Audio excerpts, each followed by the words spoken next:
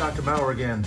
So in my last video about haircuts, I mentioned I was going to talk today about exercise and movement in general. So that's where we're headed. And by the way, I really haven't heard a lot about in terms of people wanting me to cut their hair, but if you're in desperate need, just let me know. Don't forget I have those clippers. So 7 movements. I'm going to talk about 7 important movements that everybody should really try to incorporate into their routine. So at this point, we spend a lot of time talking about how important exercise is right now. And hopefully you've all been doing that. Hopefully you've been at least walking those 30 minutes a day. But maybe you're at a point where you want to start upping things a little bit. I know some of the gyms, you may not be comfortable with that yet, but some of the gyms are starting to slowly open. And I know they have a lot of different regulations in place to try to keep it as safe as possible. But I know some of you probably aren't there yet, but a lot of what I'm going to talk about, even though the pictures show them with a lot of weight, I definitely, for most of you, I'm not wanting you to use a ton of weight. Even body weight exercises with these will be enough, or bands, things like that. So 7 movements. And like I mentioned, I don't necessarily want you, or I really don't want you to incorporate all these at one time, especially if you're only doing the walking right now. I don't want you to try to incorporate all these at one time. Just slowly, gradually start adding them in. Or if you do things like these, I'm not saying I want you to do every one of these every single day. I just want you to know about them and try to start incorporating them into your daily routine or your weekly routine. So I gave it away. The first thing is walking. Hopefully you've already been doing that, like I said, but maybe you can start upping the time or the distance on that. There's other things you can do as well, but like adding a little bit of weight. I know there's weight vests out there. You could even carry some dumbbells. Do a little something to add a little bit of weight on there as well, a little bit of mass. So just make sure you're getting the walking, not only for the cardio, which is very important right now, but even just for the biomechanics and how your gait works. Very, very important.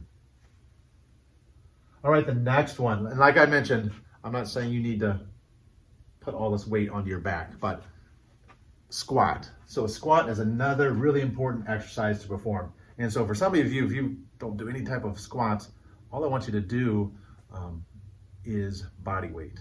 And I'm not saying you even have to get this low to start with, but I want you to start incorporating a squat type movement. And if you have any questions about these 7 that I'm talking about, make sure you talk to us, or at least, maybe go on YouTube, find a reputable source and get proper technique and all that. But the best thing to do would be to talk to me, Dr. Matt, or Dr. Josh about these movements. So this guy, he does have a decent amount of weight on there.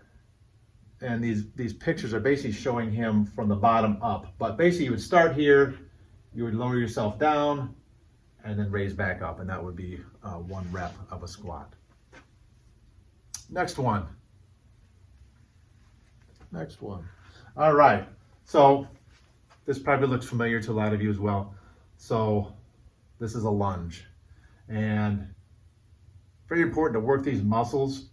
A lot of these are what we call functional. So doing these lunge exercises can help with a lot of different functional activities, like going upstairs even, or even with the walking part of it as well.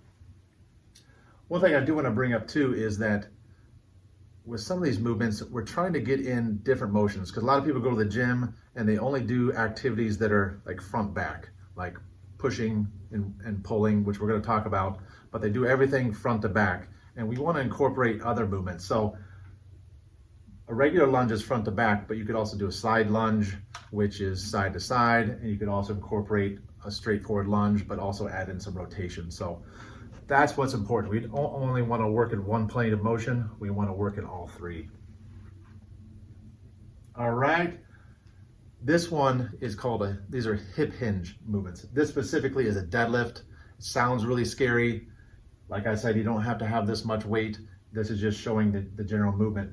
And as you can tell, as far as functional goes, this particular position probably looks familiar. Either you're cleaning out your garage and you need to lift up a heavy box, or you're traveling and you have some heavy suitcases and you need to bend down. Hopefully you're using a form kind of like this and not just bending straight over. But at home, if you don't have something like this and you're not at that point, you could even, for example, grab some suitcases and do deadlift type exercises, or you could grab some lighter weights or some paint cans, whatever it might be, you can still do and mimic that motion, that hip hinge motion. And by the way, this is just one example of a hip hinge. I mean, there's tons out there. There's kettle swings. My best advice would go to Google and type in hip hinge movements, and you can find a whole bunch of ideas and find one that works best for you, or hopefully multiple that work good for you. All right, so I mentioned the push-pull. So I said we don't only want to do push-pull, but we do want to incorporate those. So an easy example would be like a bench press. But at home, something you could do is grab bands. Maybe you have bands that can kind of hook into a door or to a doorknob. And this is really a simple, you're basically doing that kind of a bench press type motion, but you're doing a push. You're pushing it away from your body. So there's a lot of exercises that fall into this category. Anytime you're pushing a weight away from your body or resistance away from your body, that's going to be a push. And then on the other side of that, we have a pull. So this is like a row activity. And this is something that's very important because we want to have these muscles nice and strong, because especially recently with everybody being at a desk, working at their computer, everybody is hunched over, their heads forward, and that's what we don't want. We want to make sure we're strengthening those muscles, bringing those shoulders back, and not having them hunched over. All right, so push-pull. Now what we have is rotation. So I mentioned before, we don't want to be going in this plane motion or just this plane motion. We also want to incorporate some rotation as well. So this one, once again, if you have some bands at home, maybe the hook to a doorknob or to your door frame, you're basically just doing a rotation of the trunk. And just like all these others, there's tons of examples. There's even anti-rotation exercises where you're basically setting up like a Palloff press, which you can look that up on Google as well. But in that particular case, you're actually resisting rotation as opposed to creating the rotation.